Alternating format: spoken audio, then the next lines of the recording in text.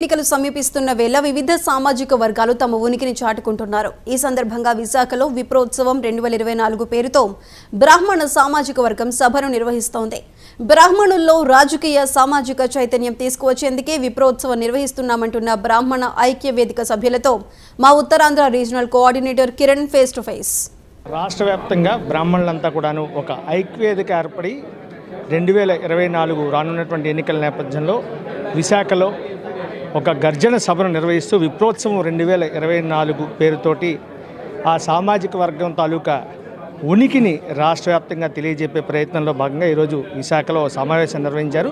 దీనికి సంబంధించి విప్రోత్సవం 2024 కన్వీనర్ అదేవిధంగా ఇతర బ్రాహ్మణ పెద్దలు మనతో ఉన్నారు. వాళ్ళని అడిగి మరింత సమాచారం తెలుసుకుందాం. సార్ చెప్పండి, ఈరోజు విప్రోత్సవం పేరుతో 2024 అని ఒక సమావేశం నిర్వహిస్తున్నారు. ఏంటి అసలు రీజన్ ఏంటి, ఎందుకని ఈ పరిస్థితి? చాలా రోజుల క్రితం ఎప్పుడో 1991లో ఎప్పుడో ఒక కార్యక్రమం జరిగింది. అప్పటి నుంచి ఇప్పటి వరకు మాకు ఒక ఐక్యత సదస్సు అనేది ఈ మధ్య కాలంలో ఎప్పుడు ఏర్పాటు చేసుకోలేదు. అందరూ విడివిడిగా ఎక్కడెక్కడో బతుకు తెరువు కోసం ఎక్కడెక్కడో ఉన్నారు. వాళ్ళందరినీ సమీకృతపరిచి రాజకీయంగా, ఆర్థికంగా, సామాజికంగా ఒక యూనిటీ తీసుకురావాలనే ఉద్దేశంతో ఈ కార్యక్రమం ఏర్పాటు చేస్తున్నాం. ఇందులో రాజకీయాలు ఉన్నాయి, సామాజికంగా భద్రత మా వాళ్ళకి భద్రత కల్పించే చర్యలు ఉంటాయి, అలాగే ఆర్థికపరమైనటువంటి చర్యలు కూడా ఉంటాయి. ఇవన్నీ చేసుకోవడానికి మేము ఈ కార్యక్రమం ద్వారా ముందుకెళ్తున్నాం. అంటే జనరల్గా ఎన్నికల సమయంలోనే ఎప్పుడూ కూడా వివిధ సామాజిక వర్గాలన్నీ కూడా తెర మీదకి వస్తున్నాయి. బీసీ, ఎస్టీ, మైనారిటీస్ కావచ్చు, లేకపోతే మీ సామాజిక వర్గం కావచ్చు. ఎందుకని 5 ఏళ్ళు ఎందుకు స్తబ్దుగా ఉంటున్నారు? ఒక్కసారికి ఎన్నికల సమయంలోనే ఈ పరిస్థితి వస్తుంది. మాకు ఎన్నికలు ఎప్పుడున్నాయో మాకు తెలియదు. మేము ఎన్నికలను దృష్టిలో పెట్టుకొని మేము ఈ కార్యక్రమం చేయట్లేదు. ఇది మా ఎన్నికల అజెండా కూడా కాదు. మేము ఇందులో ఎన్నికలు అనేవి ఒక పార్టీ తప్ప దాన్ని దృష్టిలో పెట్టుకొని అయితే మేము ఈ కార్యక్రమం పెట్టలేదు. ఎన్నికలు ఒక పార్టీ అంటే ఏ రకంగా ముందుకెళ్తారు? ఎన్నికలు అంటే అన్ని పార్టీలు డిమాండ్ చేసినప్పుడు మేము మా అన్ని కులాలు డిమాండ్ చేసినట్టు మేము కూడా డిమాండ్ చేస్తున్నాము. మా ఓటర్లకు తగ్గట్టుగా మా దామాష ప్రకారం మాకు సీట్లు అన్ని పార్టీలు కేటాయించాలని కోరుకుంటున్నాం. సార్ మీరు చెప్పండి, ఈరోజు విప్రోత్సవం 2024 తోటి వైజాగ్లో ఒక భారీ ఎత్తున సభ నిర్వహిస్తున్నారు. ఎలా ఉండబోతుంది ఆ సభ? ఏంటి మీ కార్యాచరణ? అంటే సభలు నిర్వహించడము అన్నటువంటిది ఇది కొత్త కాదు. కేవలం బ్రాహ్మణులే కాదు, అందరూ కూడా సభలు నిర్వహిస్తూ ఉంటారు. అయితే సభల్లో వచ్చినటువంటి అంశాలను నిరంతరంగా కొనసాగిస్తూ డే టు డే యాక్టివిటీ అనేటటువంటి దాన్ని రూపొందించేటటువంటి దాంట్లో చాలా మటుకి అవి విఫలమవుతుంటాయి. కానీ ఈసారి జరిగేటటువంటి ఈ విప్రోత్సవం 2024 ఇది విశాఖపట్నం జిల్లాలో ఉన్నటువంటి అన్ని బ్రాహ్మణ సంఘాల తాలూకు కలయికతో జరుగుతున్నటువంటి దీంట్లో మేము ముందుగానే చాలా మాట్లాడుకున్నాం.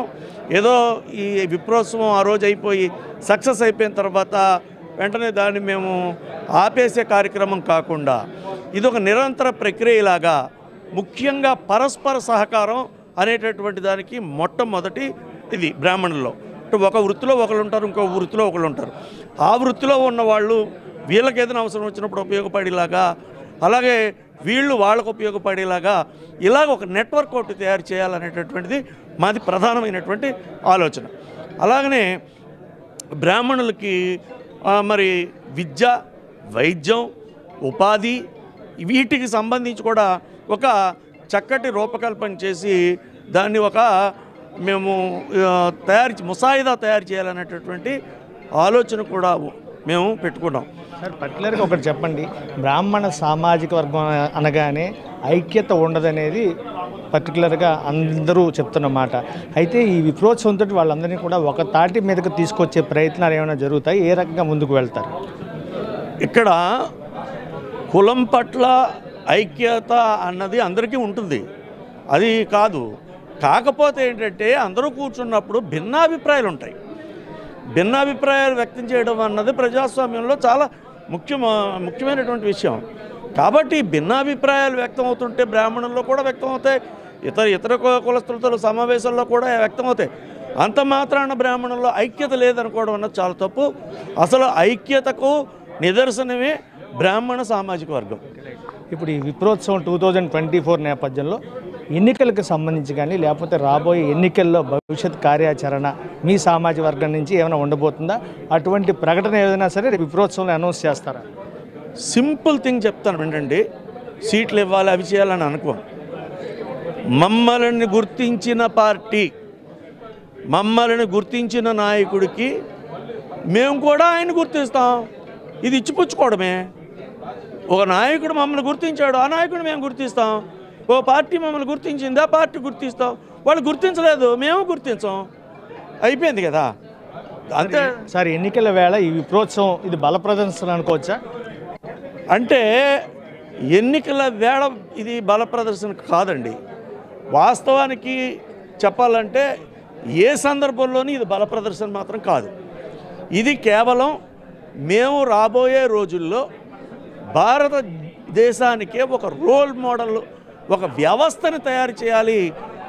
దాన్ని విశాఖపట్నంలోనే మేము ప్రారంభించాలి. ఎందుకంటే మేమందరం విశాఖపట్నంలో ఉన్నాం కాబట్టి ఆ డిజైన్ చేసాం. దానికి సంబంధించినటువంటి ప్రారంభ సభ తప్ప ఇది బల ప్రదర్శన కదా. ఓవరాల్గా ఈ సభకి ఎంతమంది రావచ్చని ఎక్స్పెక్ట్ చేస్తున్నారు? అక్కడ కెపాసిటీని 4,000 అయితే మాకు ఈ రోజు వరకు అందింది ఒక 6,000. కానీ వాతావరణం చూస్తుంటే ప్రతి వాళ్ళల్లోని కూడా అసలు ఎంతవరకు సభలు పెట్టలేదు, ఇది పెట్టాలి, అసలు ఏం మాట్లాడతారు, ఏం జరుగుతుంది అనేటటువంటి ఆసక్తి అయితే చాలా ఉంది. కాబట్టి ఖచ్చితంగా అంచనాలకు మించి వస్తారని చెప్పి మేమైతే అనుకుంటున్నాం. తర్వాత ఇంకోటి అంటే, ఈ సభకు అసలు మేము అందరూ కూడా స్వచ్ఛందంగా వస్తున్నారండి. అసలు మేము ఎక్కడ ఏమీ దాని మీద ఖర్చు కూడా ఎక్కువ పెట్టడం లేదు. మా సభ పూర్తి అయిపోయిన తర్వాత విజయోత్సవం చేసినప్పుడు చెబుతాం, మా అంత పెద్ద సమావేశం అంత తక్కువ ఖర్చుతో కూడా జరగడం అన్నది అది ఓన్లీ బ్రాహ్మిన్స్కే చెందుతుందని చెప్పి నేను చెప్తాను. Thank you. ఇది ప్రస్తుతం మనం చూసుకున్నట్టయితే ఏదైతే విప్రోత్సవం 2024 తోటి బ్రాహ్మణ ఐక్య వేదిక ద్వారా ఈరోజు విశాఖలో నిర్వహిస్తున్నటువంటి 4వ తేదీన జరగబోయేటువంటి గురజాడ కళాక్షేత్రంలో భారీ ఎత్తున ఈ సభ ఉంటుందని చెప్పి, ముఖ్యంగా తమ ఉనికిని చాటుకోవడం కాదని చెప్పి ఏదైతే రాజకీయ పార్టీలు తమని గుర్తిస్తే ఖచ్చితంగా మేము కూడా అదే బాటలో వాళ్ళని గుర్తిస్తామని చెప్పి కేవలం అందరినీ కూడాను ఐక్యత పరిచి ఒకే తాటి మీదకు తీసుకొచ్చేందుకే ఈ విప్రోత్సవం అని చెప్పి ఇప్పుడున్నటువంటి నాయకులు చెప్పడం జరుగుతుంది. కెమెరామెన్ రాజుతో కిరణ్ కుమార్, 99 టీవీ, వైజాగ్. ఇవి ఇప్పటివరకు అప్డేట్స్.